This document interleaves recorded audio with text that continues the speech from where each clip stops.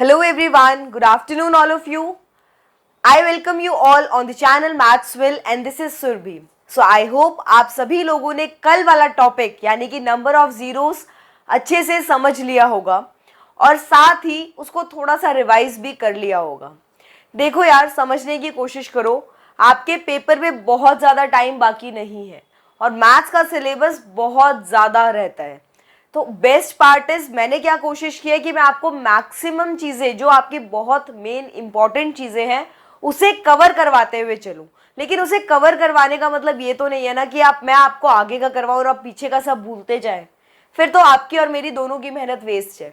तो बेस्ट क्या है, क्लास के बाद सिर्फ आधे पौने घंटे के गैप के बाद, बेशक आप आधा पौना घंटा आराम से रेस्ट कीजिए, लेकिन उसके बाद सिर्फ और सिर्फ 10 से 15 मिनट निकालकर जो आपने नोट्स बनाया है ना, आप सिर्फ उसे गो थ्रू कर लीजिए।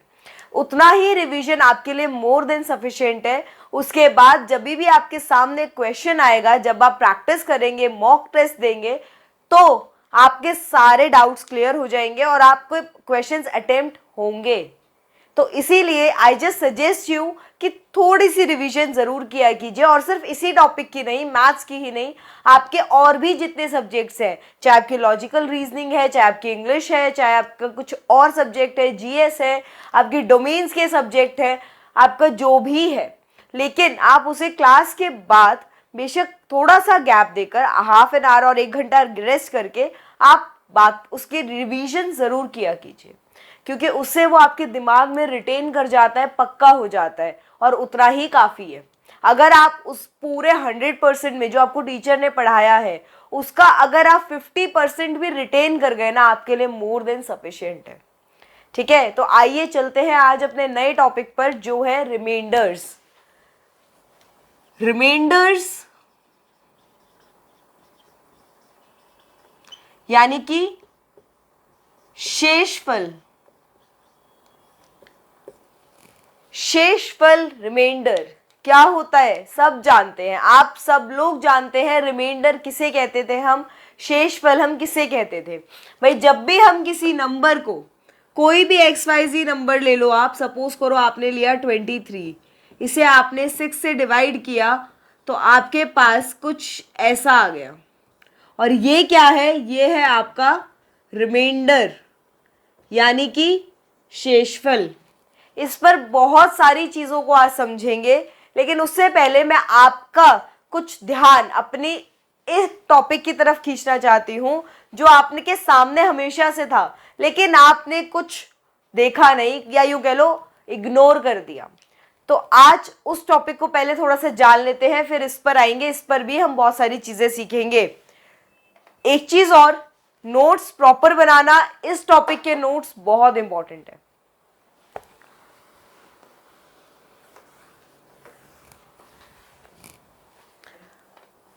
अगर मैं आपके सामने एक नंबर लिखूं 25 और उसे मैं 8 से भाग दूं, 25 और 8 से भाग दूं, तो आपके पास शेषफल क्या बचेगा, आपके पास रिमाइंडर क्या बचेगा।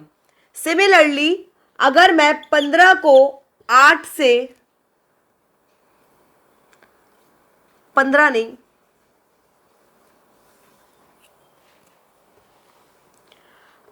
अगर मैं 13 को 8 से भाग दूं तो आपके पास रिमाइंडर क्या बचेगा। और अगर मैं 38 को 8 से भाग दूं तो आपके पास रिमाइंडर क्या बचेगा, शेषफल क्या बचेगा। खुद बताइए, 25 को जब आप 8 से भाग देंगे तो आपके पास रिमाइंडर क्या आएगा। 25 किस पे जाए, 24 पे जाता है, तो क्या बचेगा, 1, यही बचेगा। 13 को जब आप 8 से भाग देंगे तो आपके पास रिमाइंडर क्या बचेगा। भाई 8 एक क्वेश्चन 8 1 जा 8 होता है, तो बाकी कितना बचा, 5। ठीक है, 38 को यानी कि 38 को जब आपने 8 से भाग दिया तो आपके पास रिमाइंडर बचा 6। 32 पे जाएगा, 32 पे जाएगा और आपके पास रिमाइंडर बच जाएगा 6। अब क्या आपने एक चीज नोटिस की यहां पर, वो क्या है, ध्यान से देखिएगा। 25 प्लस 13 कितना होता है, 25 प्लस 13 होता है 38। तो 25 प्लस 13 होता है 38, तो यहां पे 1 प्लस 5 हो गया 6। ये चीज समझ में आई? 25 प्लस 13 होता है 38, तो यहां पर 1 प्लस 5 हो गया 6। और ऐसे ही 38 माइनस 13 अगर आप करते हैं तो 25 आता है, तो 6 माइनस 5 आप करते हैं तो आपका आंसर आता है 1। ये छोटी सी बात क्लियर हुई आपको? ये बहुत ज्यादा कुछ बड़ा नहीं था, इतनी सी बात समझनी थी कि अगर आपने इसमें ये क्या है 25, 13, 38, ये है आपकी डिविडेंड्स यानी कि भाज्य। भाज्य को जब आप जो आप मैथमेटिकल ऑपरेशन आप भाज्य पे लगाते हैं, वही मैथमेटिकल ऑपरेशन आपके रिमाइंडर्स यानी कि शेष फलों पर लग जाता है। तो जैसे कि अगर यहां पर कुछ और ऐसा होता, जैसे कि अगर मैं 19 को 8 से भाग देती तो मेरे पास रिमाइंडर क्या आया? 3 आया। तो आप बेशक यहां पे चेक कर लो या यहां पर चेक कर लो। अगर आपने 38 में से 19 माइनस किया, तो क्या बचा? 19। और 19 देखिए ध्यान से, अगर आपने 38 में से 19 माइनस किया 19, तो रिमाइंडर 3 ही आएगा। या अगर आप कोई और नंबर लेना चाहते हैं वो नंबर लेके देख लो। 17 को अगर आपने 17 को 8 से भाग दिया तो रिमाइंडर आया 1। अगर आपने यहां पे 25 में से 17 माइनस किया तो 8 आएगा, तो रिमाइंडर 0 आना चाहिए, 0 आ रहा है।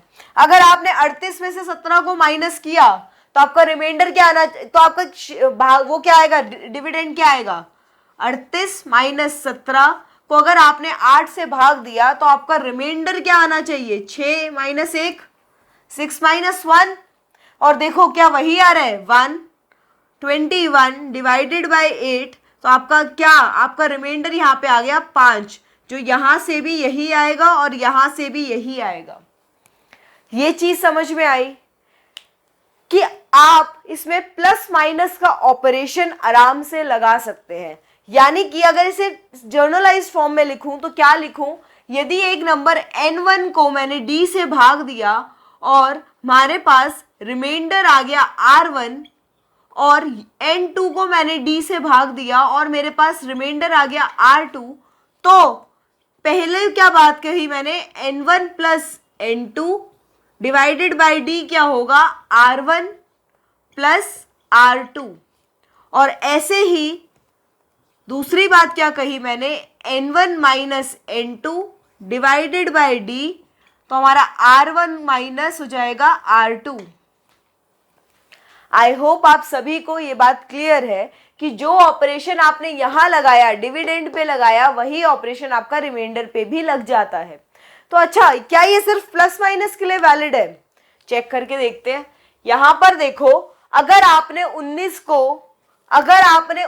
को इंटू 2 किया, अगर आपने 19 को इंटू 2 किया तो आपका रिमाइंडर इंटू 2 हुआ, 38 आया ना 19 को 2 गुणा करने पर, तो आपका रिमाइंडर भी 2 गुना हो गया, यानी कि वो हो गया 6। ये बात आई समझ? आप बेशक इसको ही नहीं, इसको करके देख लीजिए। अगर आपने इसे 3 गुना किया, ध्यान से समझेगा आप जो मैं समझाऊंगी। अगर आपने इसे 3 गुना किया तो आपका रिमाइंडर भी 3 गुना हो जाना चाहिए। तब ध्यान से देखिएगा, आपने जब 39 को 8 से डिवाइड किया तो आपके पास यहां से रिमाइंडर आना क्या चाहिए था? आपके पास रिमाइंडर आना चाहिए था 7, है कि नहीं? लेकिन यहां से आपके पास रिमाइंडर आ रहा है 15, लेकिन 15 आपके डिवाइजर से बड़ा है। रिमाइंडर की एक रेंज होती है, वो क्या होती है? रिमाइंडर की रेंज होती है 0 के बराबर या 0 से बड़ा और डिवाइजर से छोटा। तो उसके हिसाब से आपका यहां पर ये आपका डिवाइजर से बड़ा आ गया, तो इस वजह से आप क्या करेंगे? आप इसे दोबारा भाग देंगे 8 से और तब आपका रिमाइंडर आएगा 7, जो कि यहां पे वेरीफाई हो गया। ये बात समझ में आई? जब आपने 13 को 3 गुना किया तो आपका रिमाइंडर भी 3 गुना हो गया, लेकिन रिमाइंडर 3 गुना होने के बाद आपका 8 से बड़ा आ गया, तो आपने उसे दोबारा 8 से भाग दिया और अब आपका रिमाइंडर आ गया 7। और अगर आप डायरेक्ट देखना चाहें तो जब आपने 13 को 3 से मल्टीप्लाई किया तो यहाँ पे आ गया 39, और 39 को जब हम 8 से डिवाइड करते हैं तो हमारा रिमाइंडर आता है 7। क्लियर? ये चीजें समझ में आई?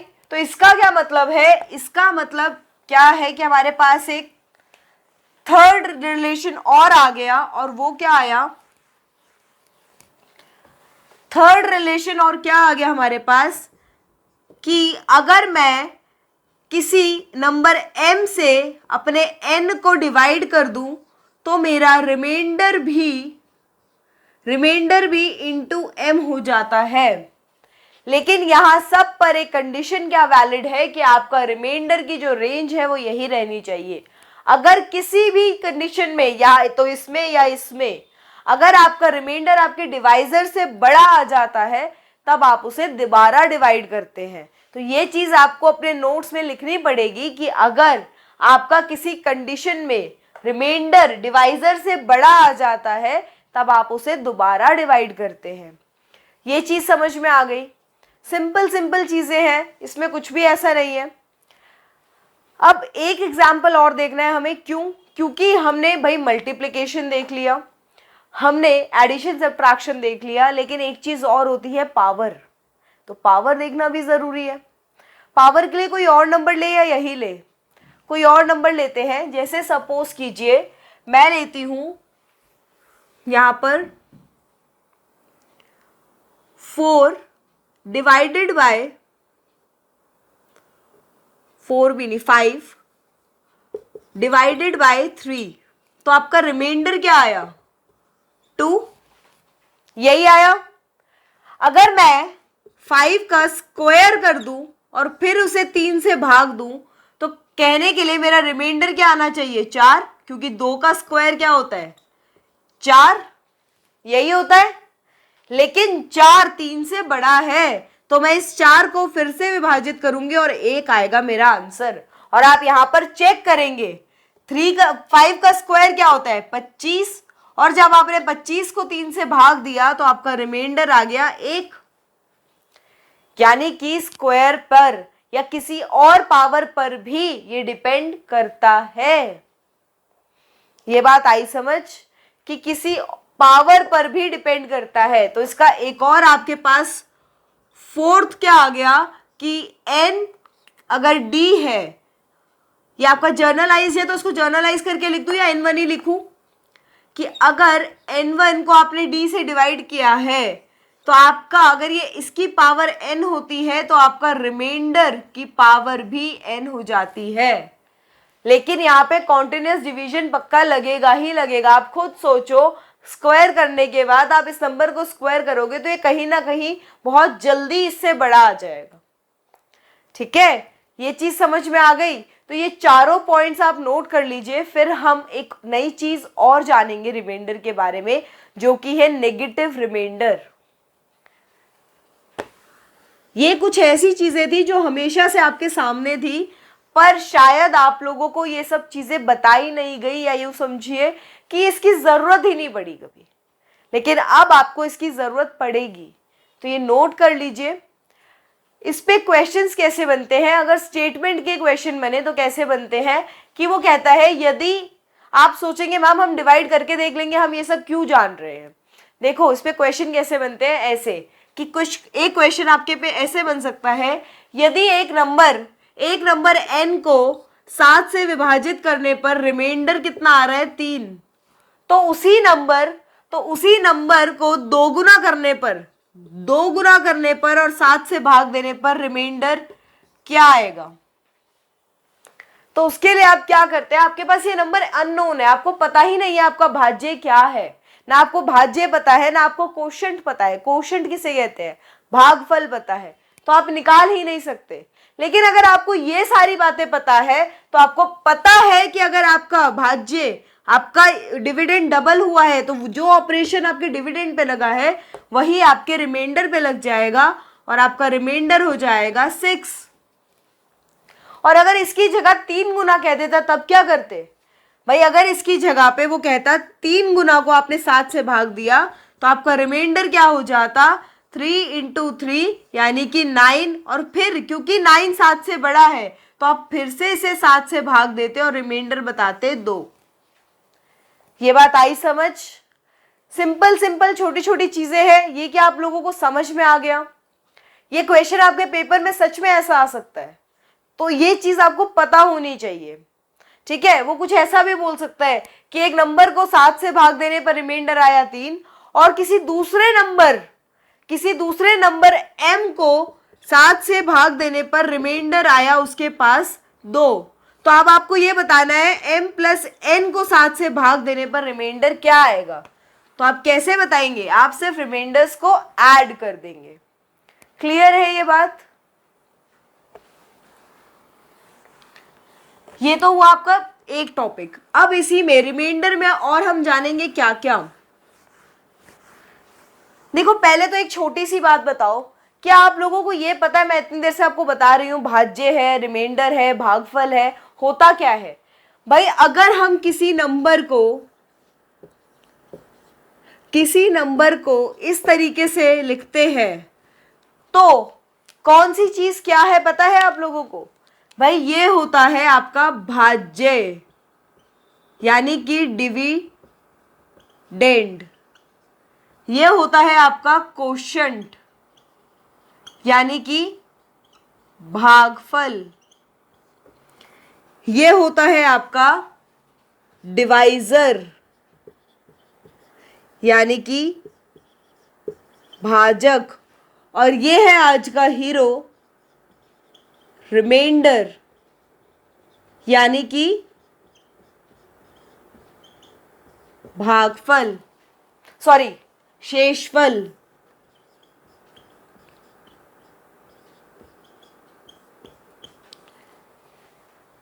तो एक चीज बताओ, यहां पे आपने देखा जब तक रिमाइंडर इससे छोटा होना चाहिए, लेकिन अगर आपका ये भाज्य ही आपके डिवाइजर से छोटा हो तो भागफल क्या बचेगा? भाई अगर आपका भाज्य ही, आपका डिविडेंड ही आपके डिवाइजर से छोटा हो तो भागफल क्या बचेगा? यहां से आप समझने की कोशिश कीजिएगा, आप इसे भाग कर ही नहीं सकते, ये ऑलरेडी छोटा है। अगर ये बड़ा होता तो हम इसे प्रॉपर डिवाइड कर देते, लेकिन ये डिवाइड आगे नहीं हो सकता, तो यही आपका रिमाइंडर होगा, यानी कि आपका शेषफल होगा। ये बात समझ में आई? तो ये चीज और छोटी सी नोट कर लो, फिर हम आते हैं अपने नेगेटिव रिमाइंडर पे।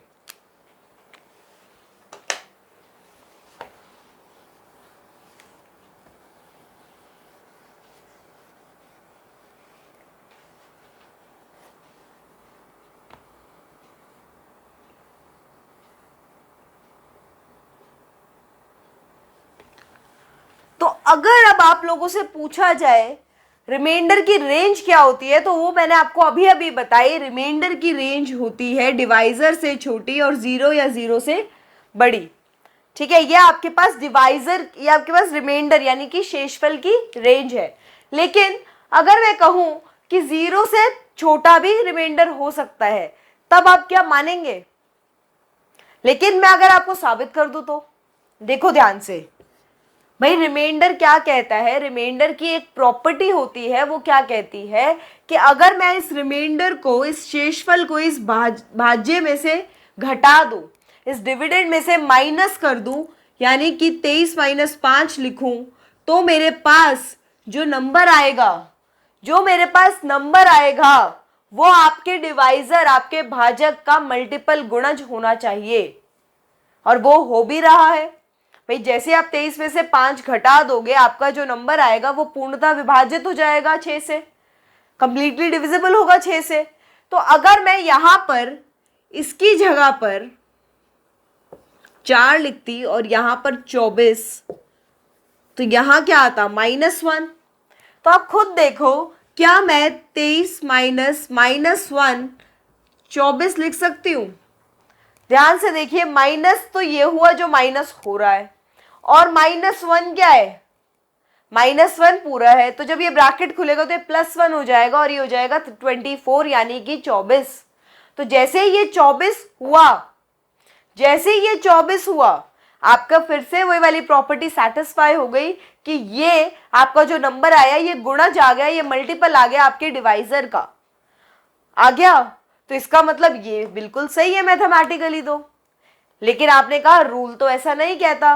भाई आपके जो रूल्स हैं वो आप कभी कभी अगर वो मैथमेटिकली सही है तो आप उन्हें थोड़ा सा तरोड़ मरोड़ सकते हो। क्यों?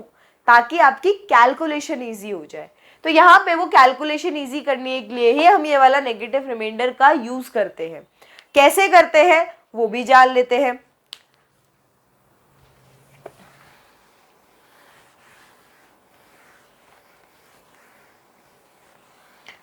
अगर मैं आपको एक एक्सप्रेशन दूं, क्या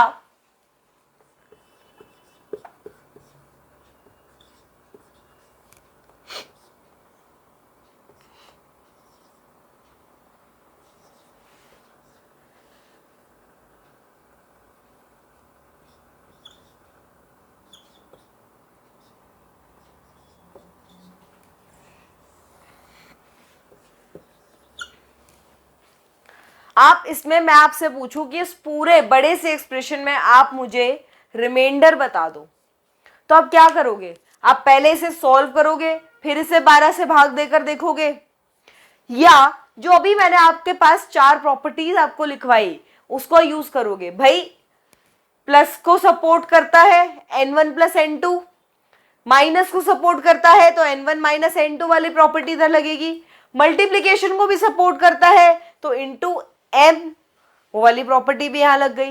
तो इसका क्या मतलब है, आप इंडिविजुअल रिमाइंडर्स भी निकाल सकते हो। अब यहां पर भी पॉजिटिव और नेगेटिव रिमाइंडर का पंगा पड़ेगा। तो उसी चीज को देखने के लिए मैं दोनों तरीके से आपको सॉल्व करके दिखाऊंगी। आपको पता होना चाहिए कि हम कर क्या रहे हैं।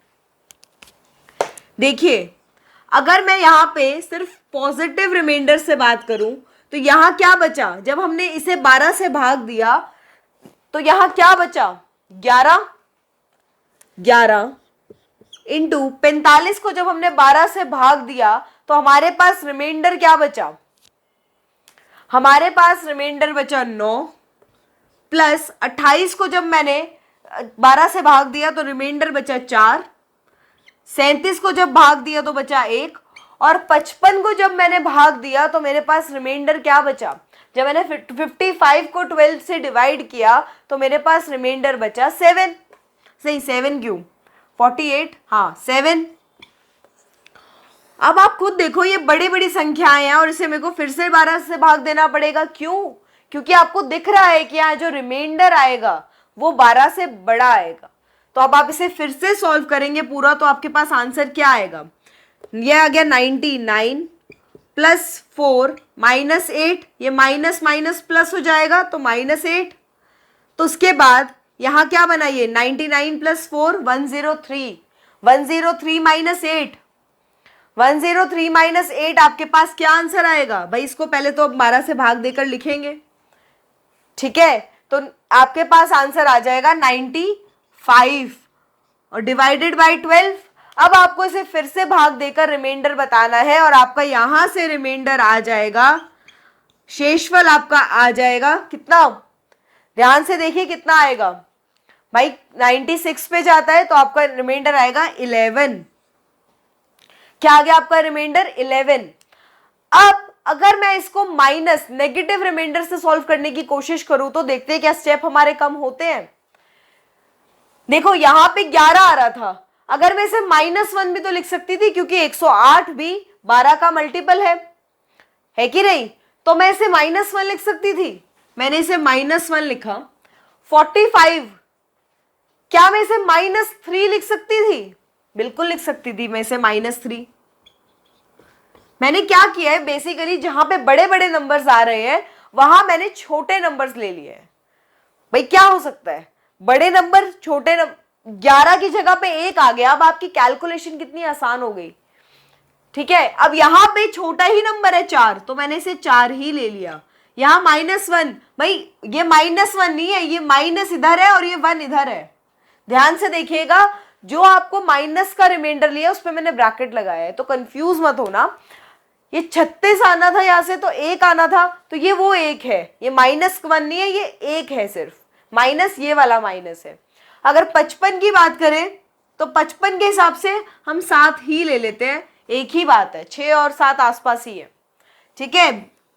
अब आप इसे 12 से भाग देंगे, ध्यान से देखिए ये कितना हुआ, 3 × 1, 3 1 = 3, और ये माइनस माइनस प्लस हो जाएगा, 3 + 4 -1 -7। आप देखो 7, ये बन गया 7 -1 -7। कैलकुलेशन कितनी आसान हो गई, यहां पर देखो 99 + 4 + -8, और यहाँ पे छोटे छोटे नंबर्स हैं, इनकी कैलकुलेशन कितनी आसान हो गई। अब आपके पास जो रिमाइंडर आ गया वो आ गया -1। रिमाइंडर क्या आया आपके पास, -1। लेकिन मैंने आपको अभी कहा था ये जो नेगेटिव रिमाइंडर का कंसेप्ट है ये हम सिर्फ अपनी कैलकुलेशन आसान करने के लिए कर सकते हैं। ऐसा नहीं हो सकता कि हम आपके पास जो ऑप्शंस हो उसमें नेगेटिव रिमाइंडर गिवन हो।